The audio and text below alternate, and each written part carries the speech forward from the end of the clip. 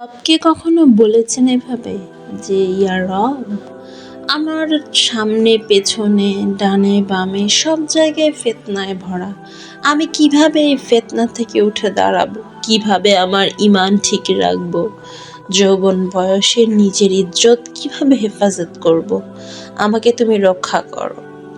যারা অভাব অনটনের মধ্যে থাকেন তারা অনেকে অভাবের জন্য সঠিক না ভাবে সব কিছু পরিচালনা করতে না পেরে বিয়েতে সিদ্ধান্ত নেন না, অথচ কোনো পাপাচারে গোপনে লিপ্ত হচ্ছেন।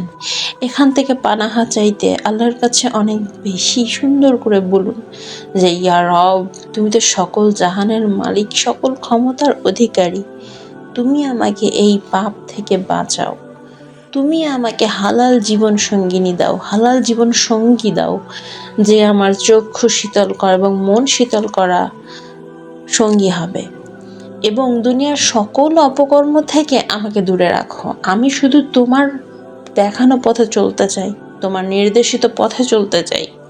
এই কথাগুলো কি রবকে কখনো বলেছেন এইভাবে?